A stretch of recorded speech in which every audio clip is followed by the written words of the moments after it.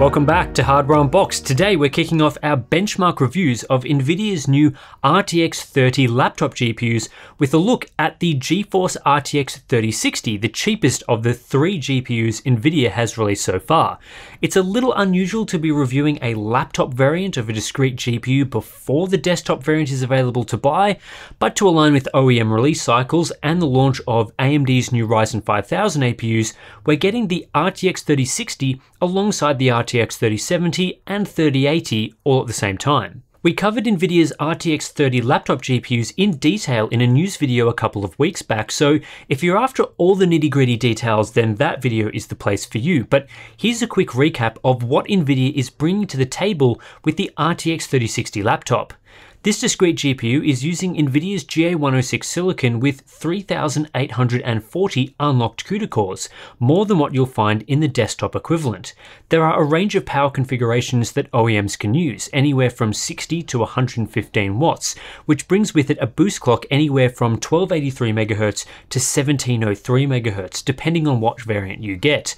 Of course, one of the key talking points around this generation is Nvidia removing Max-Q naming, instead giving all configurations from the 60 watt model, previously called Max-Q, up to the 115 watt Max-P variant. They're all the same name, so something I'm not a fan of, but I'll talk more about that in the conclusion of this video. The memory configuration for all RTX 3060 laptop variants is 6GB of GDDR6 on a 192-bit bus, with clock speeds of either 14 or 12 gigabits per second depending on the power class. As this is a new GPU featuring Nvidia's Ampere architecture, it's built on Samsung's 8nm process node and features all the new architectural benefits like 3rd gen tensor cores, 2nd gen ray tracing cores, and dual FP32 pipelines. For laptops specifically, Nvidia has also introduced a range of new technologies such as Dynamic Boost 2.0, Whisper Mode 2.0, and resizable bar to go along with previous stuff like Advanced Optimus. While these features fall under Nvidia's Max-Q umbrella, they aren't restricted just to low power variants. All RTX 30 GPUs can use them. Not all of these features are required to be used though when an OEM implements an RTX 30 series GPU in their laptop. However, from what I've seen so far, uptake of tech like Dynamic Boost in particular has been far higher than in previous generations. In today's benchmark review, we'll be testing two variants of the RTX 3060 laptop, one with a base power rating of 80 watts and another with a base power rating of 115 watts. The reason I'm saying base power here is that both come with Dynamic Boost 2.0, which is enabled by default. This balances system power load while gaming, and in some situations where CPU usage is light, can enable the RTX 3060 to run up to 15 watts higher. So for the 80 watt base model, that can mean running up to 95 watts. Given it's enabled by default, this is how we'll be testing these laptops, and as such we'll be reporting a power range on our benchmark charts. Our RTX 3060 laptop 115 to 130 watt system today is the XMG Apex 17, a powerful beast of a system with significant cooling capacity. The RTX 3060 inside has a base clock of 1387 MHz and a boost clock of 1702 MHz, along with 14 gigabits per second memory. It supports Dynamic Boost and resizable bar, but not Whisper Mode or Advanced Optimus. Alongside the RTX 3060, it uses an AMD Ryzen 7 5800H processor, a new Cezanne APU that just launched and we'll be reviewing in detail soon. There's also 16GB of dual-channel DDR4 3200 memory and a 17-inch 1080p 144Hz display. 1440p laptops are also starting to filter into the market now, but our testing for today will remain 1080p for now, and we'll look to add 1440p to the mix in the future. Our RTX 3060 laptop with an 80 to 95 watt power configuration is also an XMG Apex 17, but a slightly different model with a different chassis and cooler. The reason this laptop runs the GPU at a lower power rating is simply that the cooler is smaller and the body is thinner as a result. Clock speeds here are also 900 MHz base and 1425 MHz boost, also with 14 gigabits per second memory. This laptop features Dynamic Boost and Whisper Mode, but not resizable bar or Advanced Optimus. Perhaps the lack of resizable bar here is down to the use of an Intel CPU in this model, in particular the 10th gen Core i7-10870H. There's also 16GB of dual-channel DDR4 3200 memory and a 17-inch 1080p 144Hz display. It's interesting to me that XMG and their ODM Clevo have decided to make AMD's Ryzen 5000 processors the focus of the Apex 17 series rather than Intel. While many aspects to these chassis are quite similar, the AMD model is notably larger and has better cooling, allowing it to run the GPU at a higher power rating for better performance. This is kind of a flip compared to previous generations, where Intel was the focus of higher-end designs. With that said, both of these Apex models are the sort of entry-level chassis options that XMG offers, with Core and Neo models sitting above with slimmer builds and more premium materials. Nothing wrong with the Apex, and performance is certainly impressive, and XMG tells me the pricing will be very competitive, but if I was going to buy a laptop myself, I'd probably tend towards a higher end model, something like the Neo line in particular. Just my personal preference, but of course, if you're after a more mainstream and affordable system, then this might be exactly what you want. Usual laptop test notes apply here, not going to run through it all yet again in this video, so let's get straight into the benchmarks. Today I'm going to start with some older games where we have more comparison data, then move into newer benchmarks with a smaller range of systems. For 2021 I've updated just over half of the games that I've been using for laptop testing, so yeah, fair bit of new data here. So kicking us off today is Shadow of the Tomb Raider, and I'm immediately seeing pretty decent results. There wasn't a huge difference between the power configurations of our RTX 3060 laptops in this test, but this still allowed the 80 to 95 watt model to deliver 17% more performance than a 90 watt power configuration of the RTX 2060. So a similar power configuration here, just a decent chunk more performance out of the new RTX 30 series GPU. This places the RTX 3060 slightly above the RTX 2070 Super Max Q in our charts. Meanwhile, for those with a system a couple of generations old, say a GTX 1060 6GB for example, you're looking at more than 65% better performance in the same power class. In Metro Exodus, the RTX 3060 is able to flex its muscles, especially with the 115 watt power configuration. In both instances, the new RTX 3060 is pretty similar to an RTX 2070 Super of the same power rating, putting it towards the top of the charts. At 80 watts, we're seeing 16% more performance than the RTX 2060, although this extends to a 30% delta at 115 watts. Plus, if you're upgrading from an older system or something lower tier, the gains are much more substantial. Control is extremely GPU limited on gaming laptops, and as such shows some of the highest performance gains for the RTX 3060 over the 2060 at 1080p. I achieved a 27% higher frame rate when comparing at 80 to 95 watts and 21% higher at the maximum 115 watt configuration. So generation on generation, in the same sort of laptop design with the same cooler, an RTX 3060 will be giving you a decent step up in terms of frame rate. This puts the 3060 slightly above the last generation RTX 2070 Super, but of course at a lower price point. As the wind increases at my place, Borderlands 3 shows a solid performance improvement for the RTX 3060, pushing frame rates 17% higher in the 80 to 95 watt range, and 19% higher in the 115 to 130 watt range over the RTX 2060. This makes the 3060 about 5% faster than the RTX 2070 Super Max Q in a lower power configuration, or equal to that GPU in a higher power configuration. And while we're not setting new records in the 90 watt power class with this GPU, we're getting 88% of the performance of the RTX 2080 Super Max Q in a price range that's at least half as expensive. Red Dead Redemption 2 is one of the strongest results in favour of the RTX 3060, with this new GPU delivering performance above the RTX 2070 Super in a watt-for-watt battle. The 3060 ends up 24% faster than the RTX 2060 in both power classes, and almost twice as fast as the GTX 1060 for people thinking of upgrading from a much older laptop. Really, now is the time to think about ditching a Pascal gaming system for something newer. Tom Clancy's Rainbow Six Siege is a classic example of a competitive game running at medium settings. With new AMD CPUs in these systems, we're no longer suffering a huge performance penalty choosing an AMD-based laptop, so the end result is both RTX 3060 laptops delivering similar performance. Quite large gains for the RTX 3060 in this title over previous generation GPUs, which is going to be especially good if you buy a system with a 240Hz display. In Assassin's Creed Valhalla, the RTX 3060 is able to outperform the RTX 2070 Super Max Q by a couple of frames, delivering a 17% performance gain over the RTX 2060 in a similar power class. Especially at 115 watts, this makes Valhalla quite playable on very high settings at 1080p, which wasn't previously the case. Cyberpunk 2077 requires a lot of GPU horsepower for decent frame rates at 1080p on a laptop, and ultimately I'd recommend people turn down the quality settings one notch with a mid-range GPU like the RTX 3060. 17% more performance on offer than the RTX 2060 here in the lower power class. However, the RTX 3060 does fall behind the RTX 2070 Super in this game. Watch Dogs Legion, even at 1080p and Ultra settings, is quite punishing on the RTX 3060, and part of that comes down to Ultra settings needing 8GB of VRAM. The 3060 has just 6GB, which in some areas of the benchmark causes stuttering and a somewhat lower 1% low than the RTX 2070 Super, despite similar average frame rates. It's not a big difference in terms of stuttering, but there were some areas of the benchmark where I saw it. We're still seeing a substantial 29% gain over the RTX 2060, another 6GB GPU. However, I think having a bit more VRAM for this game would be nice if you wanted to play on Ultra settings. With that said, how realistic Ultra settings are for a laptop GPU is another question, and I'd probably turn down the preset one notch for actual gaming on a system like this.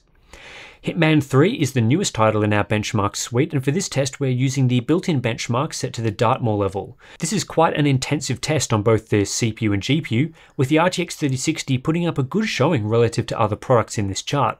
It is only 15% faster than the RTX 2060 in a watt-for-watt battle, but utterly obliterates the GTX 1060 configuration, which is hamstrung by just a quad-core Intel 7th gen processor, and this benchmark is reasonably CPU intensive. And the final benchmark I'll be showing in detail today is Dirt 5. The results seen here don't differ too much from the previous results, but this is a newer and more performance-intensive title in some ways. 17% more performance than the RTX 2060 on offer here, allowing the 80 to 95 watt configuration to match the RTX 2070 Super Max Q. Now time for some head-to-head comparisons featuring all 20 game benchmarks in our up-to-date laptop GPU benchmark test suite. When comparing the RTX 3060 running at 80 to 95 watts with dynamic boost enabled to the average results of all of our RTX 2060 laptop configurations running at 90 watts, so an average of all CPU configurations we've tested, the RTX 3060 ends up 19% faster on average in the same power class. Some results were not as high for the new 30 series GPU, like Gears 5 and Cyberpunk with ray tracing enabled, while other games like Control and Watch Dogs Legion could be nearly 30% ahead on Nvidia's new GPU. In the higher power class, 115 to 130 watts, I don't have as many games that can be used for a comparison. However, what I can say here is that the average is reasonably close to the previous watt-for-watt battle. The RTX 3060 is 22% faster on average than the RTX 2060. This suggests that the RTX 3060 is delivering a similar improvement to efficiency over its Turing predecessor, regardless of whether you get a mid-tier or higher-end power configuration. What this means is that in general, the RTX 3060 provides similar performance to the RTX 2070 Super, at least when comparing within a similar power class.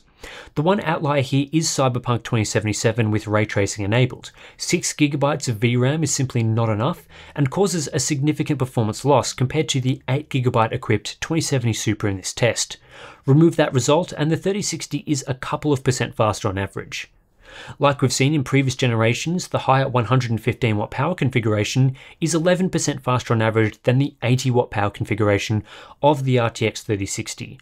While there is also a CPU difference at play here, most of our benchmarks are GPU limited, with results ranging from a low single-digit improvement to an uplift of 20% or more depending on the game. Really, these two power classes deliver fundamentally different performance, and of course, the 115 watt model is preferable. For upgraders coming from a Pascal GPU of the same class, the RTX 3060 provides a huge 72% performance gain over the GTX 1060 6GB on average. Factored into this is also the uplift moving from a dated Intel quad-core that was commonly used in 2017's laptops to a new 8-core CPU that will be widespread across today's gaming systems. This is the primary comparison Nvidia is making for RTX 30 laptop GPUs, and it makes sense given with these sorts of gains. I think considering an upgrade is well worth it, especially for modern games. Overall, I think there's quite a lot to like here from a performance standpoint. The RTX 3060 laptop provides a notable performance uplift over previous generation parts of the same class and power level, which is something we really couldn't say about Nvidia's Super Refresh last year.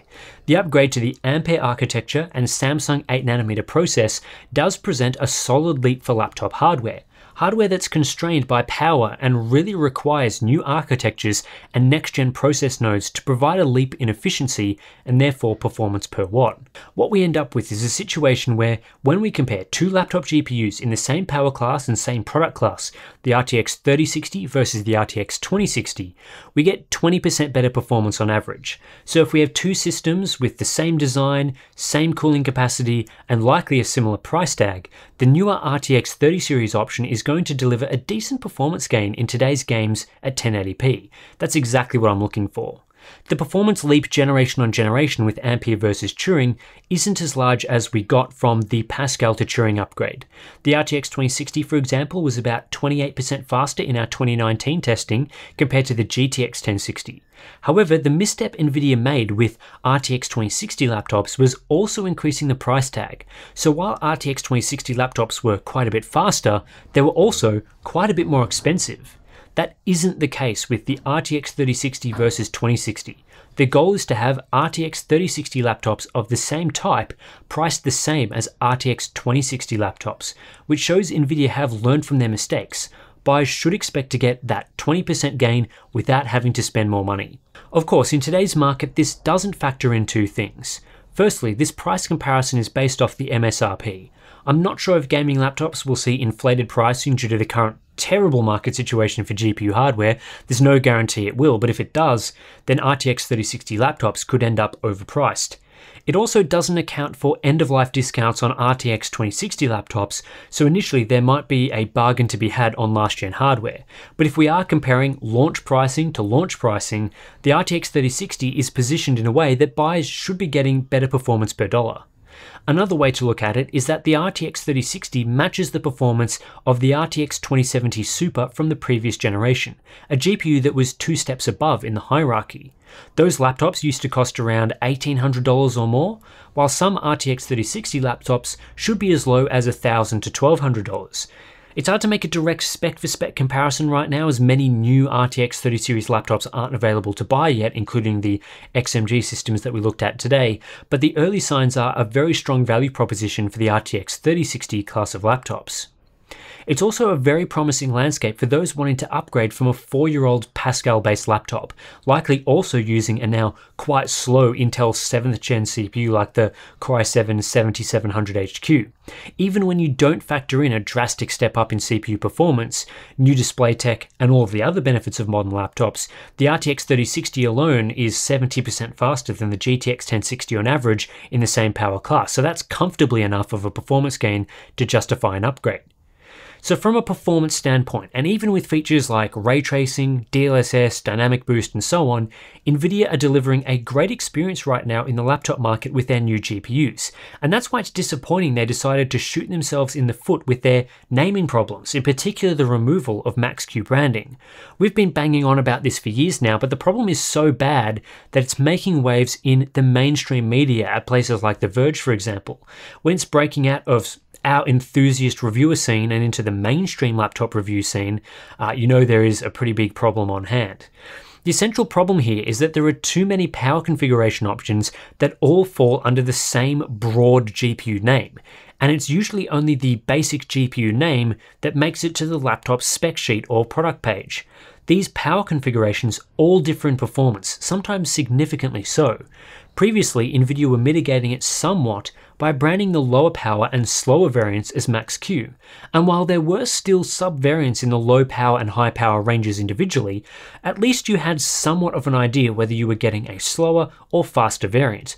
That's no longer possible with 2021's laptops. In today's review, as a basic example, we looked at two RTX 3060 laptop GPU configurations that used an 80 watt and 115 watt base power level. The end performance difference, as you saw, had the 115 watt model 10% faster on average. That's already significant in my opinion, and we didn't even test the lower power 60 watt variant of the 3060, a GPU that previously would have been called Max-Q. The 60 watt model versus 115 watt model could be 15 to 20% slower, which is basically an entirely different GPU class at that point, despite having the exact same name on the spec sheet.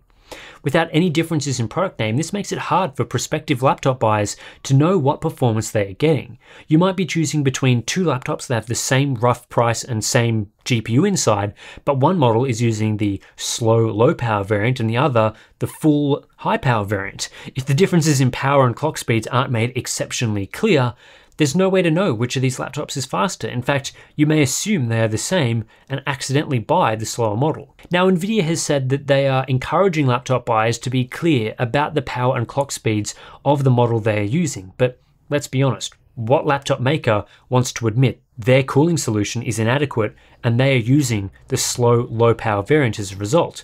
Simply encouraging OEMs is not sufficient when the solution is right there. These GPUs should be given different names. The RTX 3060 at 115 watts could be the RTX 3060 MX. The 80 watt model could be the RTX 3060M, and the 60 watt model could be RTX 3060Q. There, solved. And honestly, this whole thing is baffling because the naming issue and removal of Max-Q branding has dominated discussion around the RTX 30 series of laptop GPUs, but on face value, the performance is impressive enough that they should be receiving a lot of praise, and the focus really should be on the performance. I shouldn't have to spend half of the conclusion warning people to be careful when laptop shopping instead of talking about what is mostly positive stuff about the RTX 3060 laptop. Nvidia had basically an easy win right there for the taking on the back of really solid engineering work and competitive pricing, but stumbled at the finish line due to inexplicable, confusing marketing. Anyway, that's it for my review of Nvidia's GeForce RTX 3060 laptop GPU. Naming aside, I still think this GPU is worth considering for an upgrade. You just have to be careful when buying a laptop, as I said, to make sure you know the exact configuration you're getting. But generally speaking, you will be seeing performance gains over a previous generation product. So that's going to be quite a positive thing if you are interested in buying a new gaming laptop in the months ahead. You can also expect quite a bit more laptop coverage on Hardware Unboxed over the coming weeks. I've still got several new AMD laptop CPUs to look at. We've got the RTX 3070 laptop GPU as well to take a look at. So plenty of coverage coming up, which might make it worth subscribing. You can also support our laptop testing if you're interested via Floatplane or Patreon. Links are in the description below. Thanks for watching, and I'll catch you in the next one.